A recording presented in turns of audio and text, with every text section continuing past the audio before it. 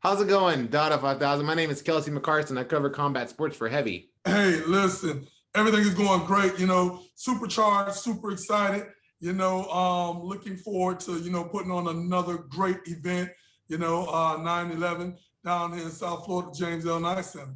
Yeah, I'm excited about what you're doing now in your career. You mentioned BYB Extreme 7. It's on September 11th in Miami, Florida. That's, of course, where you're from. I remember when this started, right? I got the press release that talked about how you were one of the co-founders of this promotional organization. So just talk to me a little bit about how that all came about. Back in the day, we're talking about more than a decade ago, right? A gentleman by the name of Kimbo Slice, he stepped on the scene, started a Stellar Blaze, and that was back in 06, 07. No one on the planet was hotter than him because this was a taboo subject. Bare-knuckle fighting was always underground. So what I did was in 07, I knew the potential of this. And like I told him and the others, I said, listen, he's going pro now. So I'm going to start, a league, that consumed of a melting pot full of culture and character, personalities, right? And we can actually, give them that stepping stone, that platform, so they could be the next Kimbo, And a lot of people didn't see it. So what I did was I did it anyway. And listen, we just revolutionized the way that individuals look at extreme sports, and over a decade, we garnished the likes of, Maxim, ESPN, Rolling Stones, National Geographics, Miami Time, Miami Herald, Spike TV, Netflix, Vice Media, the list goes on and on and on. So, I prided myself on getting corporate America to trade in their suits and ties for baseball hats and tennis shoes to come on down to sunny South Florida to witness the greatest show on earth. But guess what? Back in the days, at some point, someone said, horses will one day be obsolete, right? Yeah. And people couldn't see it because it was not their vision. But guess what? Now we use them for travel. We use horses for sports. We use horses for everything. And it was the same thing. So where I was back in 07, individuals couldn't fathom the thought. Yeah. So now that people see it for what it is, they can only imagine, where I am. I'm moonwalking on the stars. That's why I'm Dada 5,000 and we're just in 2021. So we're 279,000 light years ahead of the game, Yeah. And I think what you've done is amazing. What you did actually touched my life in a personal way. I remember around 4 or 5 years ago, I was in a really difficult spot in my life. I'd covered boxing for a long time, but I just went through a hard time in my life. I ended up struggling with addiction. I had just relapsed. My wife left for the weekend and I was like, man, I got to have something in my mind besides the bad stuff that I didn't want to do. And I found a documentary on Netflix, right, called Dogfight. Man, and I tell you, that documentary, I just loved. I loved it so much. It really spoke to me. It was just something new and different. And honestly, I credit that experience that opened my eyes to what I thought I knew about combat sports. And there was so much more, right? There was so much more out there. It taught me that there was more in life to learn, no matter how old I was, right? There was always something new and something awesome. So I'm really, really grateful that, you obviously were the main character in that documentary. So thank you so much. It had a profound impact on my life. So I want to express gratitude for that. I thank you. That movie is real, it's raw, yeah, and it's authentic. It's not scripted, no smoke and mirrors and no gimmicks, and this was a part of our life. We gave individuals that were visiting South Florida something else to look forward to other than the South Beach. I've had people come from halfway around the world to that world's famous greenhouse and knock on the door. And I told them, I said, if you knock on the door and you knock hard enough, Dada 5,000 just may answer. I didn't know how many people was gonna really take me up on it, right? But they did. And, I hope that the people loved it half as much as we, loved making it for them. And again, we have Dogfight Round 2 that's en route, but Dogfight Round 1, that right there, is a classic. You Yeah, know, a definitely. lot of people, you know, they put their best foot forward. You know, you don't get no do-overs with stuff like that because it's not scripted and it's real. That's why I guess everybody could appreciate it and gravitate towards it so much, because these guys, you know, they're not actors. You know, what you've seen is their real lives. Even when the cameras is off, that's them. They was not even focused on the cameras being on, because this is what they do, you know, every day. No one on the planet was doing this. Everything that you see now, everybody that you see that's doing bare knuckle MMA, don't think for 1 second that they didn't get the blueprints, you know, from Dada 5000, or they didn't take a page out of that backyard book. We are the next phase of evolution when it comes down to bare knuckle, you know, and that's in the world, because we didn't invent this, right? I didn't invent it. Kimbo didn't invent it, you know, but everybody else, they seen profit, and I want it to get as big as it can be. Yeah. You know, just like boxing and MMA, so forth like that. But when you look at it, I think that, you know, I've educated the world about the culture. I've brought more awareness to the sport, you know, brought more notoriety to it than anybody else in the past 150 years before me, because everybody else was fearful. It was always said to be underground. But you hear this guy in sunny South Florida, he's doing this, and you can walk up. Yeah. It's not done, you know, inside of the basement. It's not done inside of a back. No, it's done inside an open environment and the world. So people couldn't believe it. You know, of course, so now they had to come out, you know, and see it, you know, for themselves. And, you know, I'm just a spokesman, you know, an ambassador, you know what I'm saying, for the culture, you know, one that made, you know, contributions, you know what I'm saying, towards it. Where were everybody else when freedom was at stake? If you do this again, you're going to jail, right? Yeah. I made all the sacrifices when I was laying that foundation to make it strong for everybody else to stand on. You know, I was the one that was being threatened with jail. I was the one that stayed up, made all the sacrifices, made all of the tough decisions, and put everybody else first, because it was never about me. I never once made it about me. And even to this day, we're still giving off opportunities, even at BYB Extreme, you know, to the fighters, because without the fighters, you know, what do we have? You can't run a show without the fighters.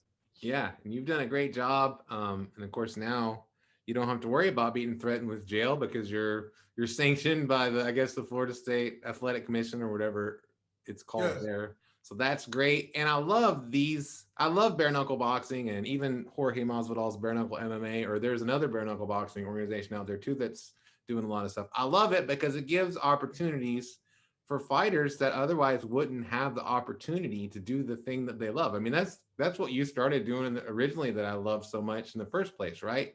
These people didn't have this opportunity, and now they do. I think that it's a great thing. Keep in mind, no politics, no additives, and no preservatives, right? And there's a lot of politics inside professional combat sports, you know, and it's not the backyard. You know, if you can educatedly defend yourself, you know, you're healthy enough to get out there, you know, and to compete, you know, we was willing to give you, you know, an opportunity. Yeah. But now, you know, we're doing the medicals, we're doing the blood work, any and everything that you see these professional sport organizations go through, from the eye exam, from the physicals, from the EKGs, from the MRIs, you know, we do it over here at BYB Extreme. We are, you know, the premier, you know, bare knuckle fight league, you know. We have the credibility, you know, we have the resume. You can fact find everything, you know, that I'm saying, because it was documented and it was etched and sketched inside the history books for all time. No one else could say that, you know, and shout out to George and everybody else. A lot of people came to that backyard, was standing in the yard while, you know, I was doing my thing, you know, and it's a big culture. Mm-hmm. Now, boxing and MMA are not the only sheriffs in town. Right, yeah. Guys got an opportunity to say, hey, I want to try this as well. You're not only an awesome promoter, but obviously you were a street fighting legend yourself, and you had a really great MMA career. You mentioned Kimbo Slice. Of course, he's from where you're from as well. And you guys actually fought at Bellator 149. You mentioned health. How was your health, man? Because after that fight, like you were in the hospital for like a couple of weeks, right? How did you like what happened there and how are you today? I'll say I'm amazing today. Yeah, I was in the boat, and it's a lot of variables of how I got into that situation. Yeah. I never been on a stage that big. Yeah. It's a lot of moving components. And I just went out there under the circumstances, and fought the best fight. I could have fought with my health, failing. I went 3 rounds with a known knockout artist and puncher, and he could not put me away. And I just say, hey, listen, heart is something you can't coach, you can't buy, you can't teach. I knew I was in trouble in the 2nd round, but this is more important than the fight, right? What I'm about to tell you next. I was willing to go out on my shield. Yeah. No giving up, no backing down, no retreat, no surrender. I could have took a knee.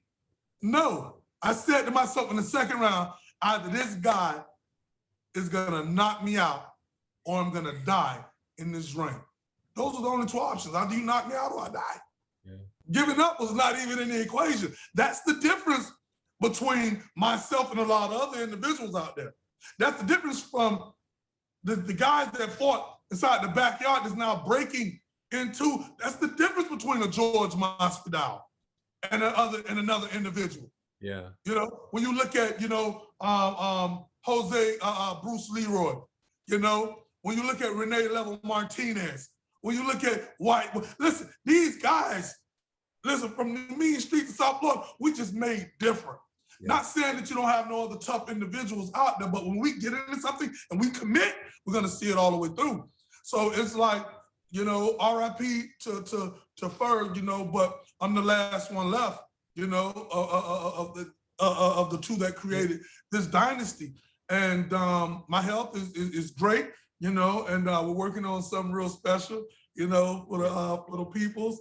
And hey, the chairs for this one, they're gonna come with seatbelts installed to them because they're gonna need it to keep it down. Did you feel like the MMA media and the whatever media, do you think that they treated you guys fairly in that fight? There was a lot of it was panned basically, the fight. Listen, they definitely, he was the favorite. He was the favorite. And I seen that, with a lot of the marketing and a lot of the promotions, it leaned towards him, because I was one of the ones I was like, I'm one and done, Yeah. And they kept asking me, are you done? I'm like, listen, I'm one and done. I'm one and done. So they seen that, regardless of what the outcome would have been, yeah, I said I was going to walk away, But to answer, your question, is this: yes, it was one-sided, but they failed on one thing, that I was a great speaker and a great promoter. Man, you're a great promoter. Yeah.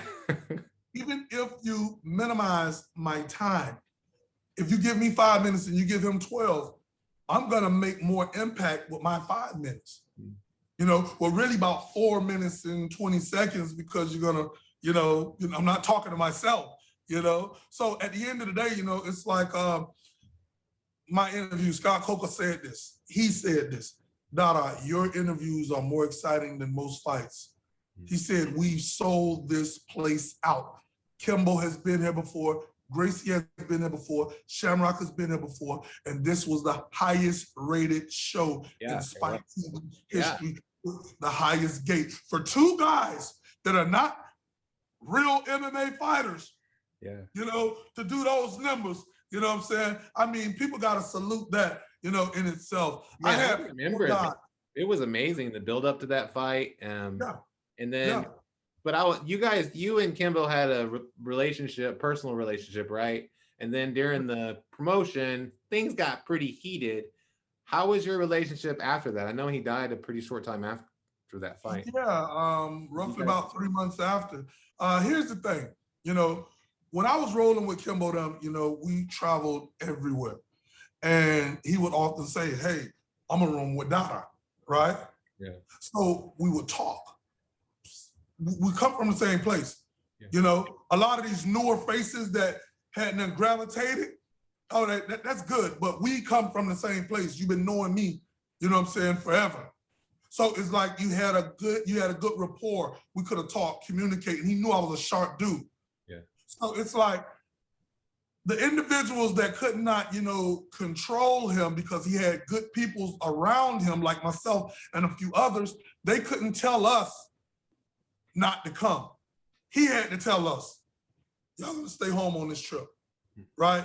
Off of their, you know, conversation with him, you know, and that was what it was, and that's where we started to pull apart at, because people start, you know, like talking to him, you know, about myself, like, oh, Dada's this, Dada's that, but he should have known me. You just met these guys. You've been knowing me. You knew that that's not who I was, but the loyalty goes to those that pay you, you know? And I couldn't understand it at that point. So I just ended up falling back, you know, and I let it be known, you know, when we got off from a trip, I think it was the big porn convention in Las Vegas. I said, the best part about this conversation is we would never have to have it again. You know, it was like, what are you talking about? I said, I'm done. Okay. They told me I was making the biggest mistake of my life by walking away, you know, from you know, the team. But to those that are still alive to this day, I was nominated for 2 Emmys, right? After walking away. You know, we did big on Rolling Stones, big on ESPN, big on ESPN magazine. You know, I worked with EA Sports, you know, with Tiger Woods, Arnold Palmer before he died, RIP to Arnie, Tiger Get Better, you know, Lee Trevino. So it's like, you know, I came a long way from the back seat. I'm doing pretty damn well, if you ask me. So I asked them, do they really still think that I made Netflix and a whole bunch of other stuff that's not even, you know, being mentioned. So I really got a good ideology of how the business go and the game go. That's why I'm able to maneuver how I am. A lot of people, you know, they go off of what they see, they emulate because they're not creative. We are creators and creators of content, you know, and it's content that the world, you know, they love, but they're gonna see a super duper dope, you know, project that we have, and it's called, you know, BYB, you know, and it's something that the world can identify with. And I gotta also throw this out there. I wanna ask you a question.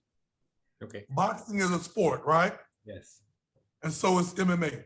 Yes. So you do know that those 2 sports came from bare knuckle, because before the gloves were ever on, they were off. So bare knuckle fighting is the biggest sport on the planet. Because have you ever had a fight in school, playground, anything growing up as a child? Like have you ever had in school? Yeah. So you are a bare knuckle fighter. Yeah. Because you didn't have to wrap up no gloves. You know, you fought, it didn't matter if it was at the bus stop, playground, wherever. You know, PE field, you know. So all of these boxers, if you have ever, to any and everybody that's gonna watch this, if you have ever fought, you know, growing up at any point in your childhood, up until now, you are a bare knuckle fighter. You was a bare knuckle fighter before you became a professional boxer. You was a bare knuckle fighter before you became a professional MMA fighter. So it's like a lot of people, they get away from those type of, you know, from those type of, you know, conversations. But when you look at it, these are the things that make you say, you know, you know, and this business is 90% strategy, 10% execution. And I think that we're over here at BYB Extreme, you know, we're playing in the right field. I think that's great. I think you've done a great job of explaining why people should be interested in it. I've watched a little bit of it. It's pretty fun. I love you put, heck, anybody's fighting on anything, I'll watch it. That's just who I am. And I'm really grateful for the work that you do in here. One last question for you. Since you're in the business, what do you think about these YouTube characters, Jake Paul and Logan Paul, coming into the fight world? Do you like them here? Do you think they want to do some bare knuckle boxing? Well, I met Jake a couple times, you know, okay. And Jake is a real soulful dude. He looks white, but he's a real soulful dude. Okay. You know, And before they even made their big debut to the main stage, you know, it's entertainment. You know, they was boxing, you know, like a year or better. Yeah, you can tell. Yeah. Jake is a more poised guy than his brother.